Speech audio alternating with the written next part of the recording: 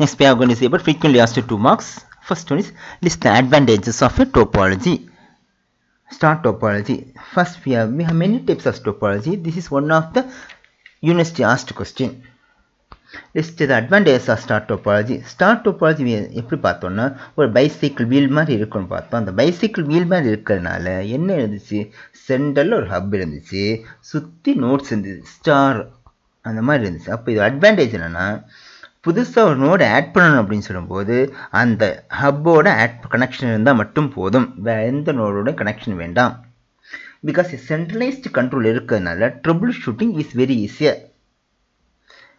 Next, எல்லா நோடும் அந்த centralised ஹப்போட connect பண்ணியிருக்கோம். அப்படி இருக்கும்போது எந்த நோடு ஃபெயில் ஆனாலும் அதால் வேற நோடோட கம்யூனிகேஷன் பாதிக்காது.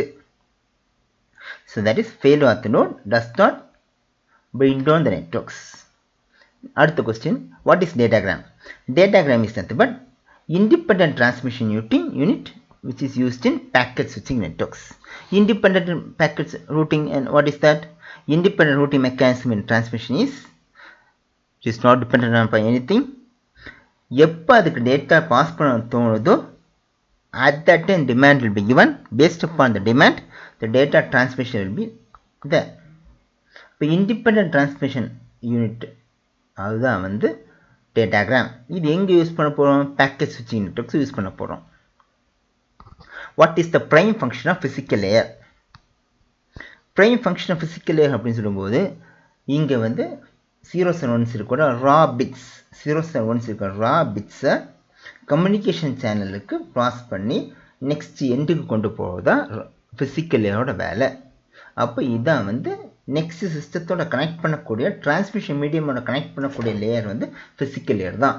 Application layer user point of வியூவில் கம்யூனிகேட் பண்ணக்கூடியது.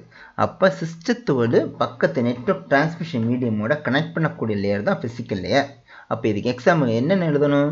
ரா பிட்ஸ் என்னென்ன இருக்கும், அந்த இது எப்படி டிரான்ஸ்மிஷன் மீடியமோட கம்யூனிகேட் பண்ணும், அப்போ ரிசீவ் சென்ட் பண்ணக்கூடியது ரா பிட்ஸ், அதை டிரான்ஸ்மிஷன் மீடியம் மூலமாட்டு சென்டருக்குலேருந்து ரிசீவருக்கு போய் சேரும். இதை எக்ஸாமுக்கு 2 மார்க்ஸுக்கு எழுதணும்.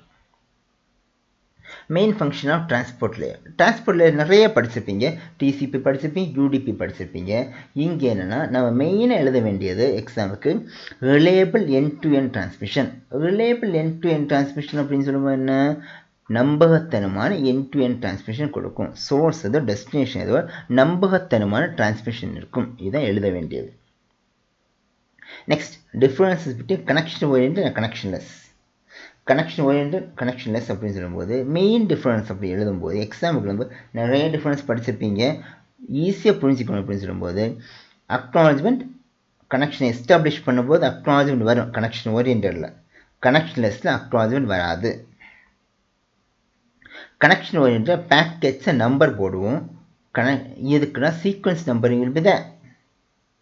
So each packet what we are going to transfer, every packets are numbered. அது வந்து கனெக்ஷன் ஓரியன்டடில் இருக்கும், கனெக்ஷன்லெஸில் நம்பரிங் இருக்காது. இந்த ரெண்டு டிஃபரன்ஸ் இருந்ததுனால 2 மார்க்ஸ் கிடைக்கும். மேஜர் அட்வான்டேஜாக ஷீல்டு டு ஸ்டெப்பை ஓவர் அன்ஷீல்டு டு ஸ்டெப்பை. ஷீல்டு டு ஸ்டெப்பர் அப்படின்னு சொல்லும்போது அன்ஷீல்டு டு ஸ்டெப்பர் ரெண்டு பார்த்தோம். மேஜர் அட்வான்டேஜ் என்ன எழுதணும்? எக்ஸாமுக்கு எழுதும்போது என்ன எழுதணும்? டயக்ராம் எல்லாம் போட்டு கஷ்டப்பட வேண்டாம். அன்ஷீல்டு டு ஸ்டெப்பர் என்ன பார்த்தோம்? ஒரு பிளாஸ்டிக் மெட்டீரியல், அதுக்குள்ளால் கனெக்டர். ஆனால் ஷீல்டு டு ஸ்டெப்பர் என்ன பார்த்தோம்? ஒரு plastic material, அதுக்குள்ளால் metal, அதுக்குள்ளால் insulator.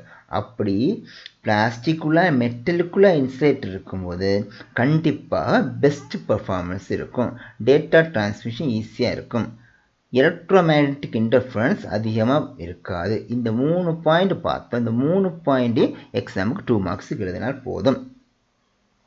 Next, what is the minimum size of Ethernet frame determined?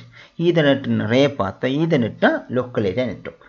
Ethernet minimum size, அந்த ஃப்ரேமோட மினிமம் சைஸ் என்னன்னு கேட்கும்போது இட் இஸ் 64 பைட்ஸ். ஒரு பிட்னா ஒரு கேரக்டர், ஒரு பைட்னா 8 பிட்டு, அப்போ 64 பைட்ஸ். Next, define layer. நிறைய லேயர் நிறைய படித்தோம். Physical layer, application layer, presentation session நிறைய லேயர் படித்தோம். இப்போ லேயர்னா என்ன? செட் ஆஃப் ஃபங்க்ஷன் சேர்ந்து இருக்கக்கூடியது லேயர். எக்ஸாம் எழுதும்போது be clear with the concept. Set of functions இருக்கக்கூடியது லேயர், மேலே லேயரில் இருக்கக்கூடிய ஃபங்க்ஷனாலிட்டிஸ் கீழே லேயருக்கு கம்யூனிகேட் பண்ணணும், கீழே லேயரில் இருக்கக்கூடிய ஃபங்க்ஷனாலிட்டி மேலே லேயர் ரிசீவ் பண்ணிக்கணும். இதுதான் நம்ம எழுத வேண்டிய எக்ஸாம்.